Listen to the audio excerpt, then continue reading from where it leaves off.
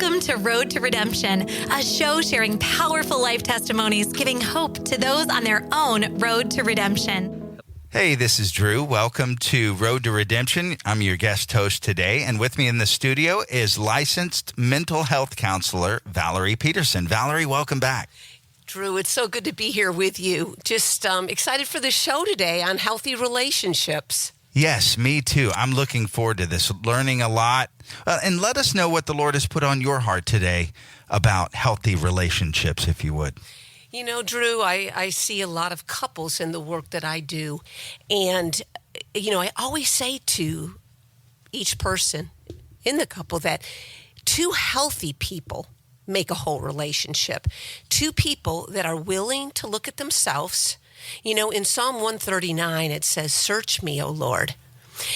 Two people willing to search themselves and look at, what do I need to look at and what changes can I make in myself? Because do you notice, Drew, it's easier to point the finger at our spouse and say, if you changed this, I would be happy then. Or if you did this differently.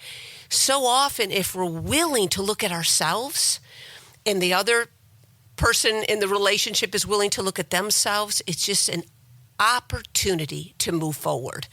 I like what you said there, a willingness to work on themselves. I like that, Valerie. Thank you for bringing that up, because if the other person doesn't want to work on things, then you're kind of spinning your wheels. And what can you do? What can we do with our words to be more careful with how we talk? We've got to remind ourselves that in Galatians 5, it says the fruits of the Spirit, Drew, not the fruits of the flesh. The fruits of the Spirit are love, joy, peace, patience, kindness, goodness, gentleness. The last one is self-control. It's probably last because it's the most difficult. But when in our weakness, he promises that he will be our strength. Therefore, when we're weak, then we are strong. If each person in the relationship can look at themselves and once again ask the Lord to help them to have self-control, what to say, maybe what not to say. A lot of it is timing. Do you notice? Like really communicating with your spouse, hey, do you think we can figure out a time to sit down and to talk this thing through? I always say healthy couples do talk, do trust, do feel, do hug, and do resolve. The purpose of communication, if we can really get this, the purpose of communication is to talk through something. And so often when we hold our emotions in and couples are not talking through things, there can be a buildup. And then I call it the tea kettle effect. When, just it all comes out and pours out at once. So learning to communicate, often we may not have learned how to communicate in our families of origin. And so really taking a step forward, I'm speaking to some couples hopefully today, and learn how to actively listen to each other and talk through things. On that note, things might sound a little different today with the microphone. A little behind the scenes on Road to Redemption, the technical side. Valerie and I are sharing microphones, and I'm telling her, get a little bit closer to the microphone. And I'm getting closer. But this is helping me to listen. I've always had a problem with interrupting and talking too much and not listening. Or even when I think that I'm listening, I'm not hearing correctly, or I heard wrong, or I just wasn't listening. Or maybe I thought I was, and I thought I heard it this way, and then I realized I heard it wrong, and then I did it wrong. Drew, I'm so glad you said that, because you've got to admit, every single person wants to be heard. Mm-hmm. If couples can learn that, my spouse wants to be heard by me. Can I really actively listen and respond back to them in a calm manner? Once again, we go back to the last fruit of the Spirit, which is self-control. I love in the 90s, a man by the name of John Gray wrote that book, Men Are From Mars, Women Are From Venus. And in that book, he said men think, perceive, and process things totally different than females. Now, you may not agree with that, but if I can say one thing, God did wire females to be very different than males typically. On an average, men talk 7,000 words a day, women 14,000 words a day. Wow. When my husband Jeff and I did a lot of public speaking back in the day on healthy marriages, he would say, it was cute. He would say, he told us those statistics, and then he said, I had spoken my 7,000 words a day. By the time I got home, Val had another 7 to go. Had another 7,000 to go. So he would say, men have to be sensitive. Women just overall talk more. Overall, not maybe always, but to be sensitive to that and be a good listener, as well as women need to be aware that their husband may be talked out from work and may just need to come in and be able to sit still for a bit before maybe, he engages with the wife and with the kids. That's great advice. And that's what I was gonna ask. What can we do to be more gracious with each other, listening, and even how we say something makes a big difference. The attitude with which we say something, I think that can really make a difference. But if I don't understand, I ask, hey, but I need, sometimes I just need a little extra clarification, and I don't want to talk about me all the time, or, I really need to listen more and to listen to the other person, whoever it is, whether it be in your relationship or just coworkers, you and me. Yeah. You probably already answered my question and I wasn't listening. I'm worrying about the microphone too much, but back to you, Valerie. I love the book by Emerson Eggridge, Love and Respect. And he explains so clearly that typically in the heart of a woman, she longs to feel loved and cherished.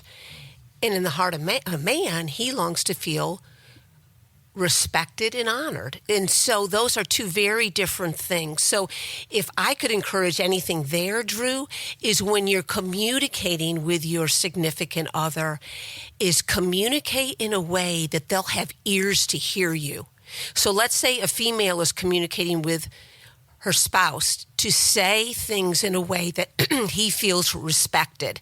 And for the man to say things to his wife or significant other that she feels loved and cherished. If couples can get that, it can help tremendously. Well, let me ask you this. What makes you feel loved and cherished? I love Gary Chapman's The 5 Love Languages. And it's important that couples, you can just go online and take that test and figure out what are your love languages. Do you want quality time from your spouse? What are those things that make you, I'm talking to the listening audience right now, helps you to feel loved by your spouse?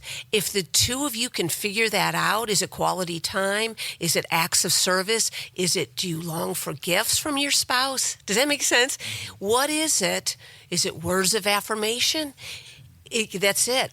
Or physical touch, figuring it out and talking it through and trying to meet each other's needs, Drew. That's the most important thing there. I think, the old bracelet, what would Jesus do? And what would Jesus do? How can I serve you? How can I be a blessing to you?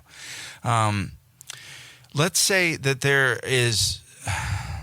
are tensions. I heard something the other day on the radio station about anger. When anger rises up in conversation, it's best to take a break.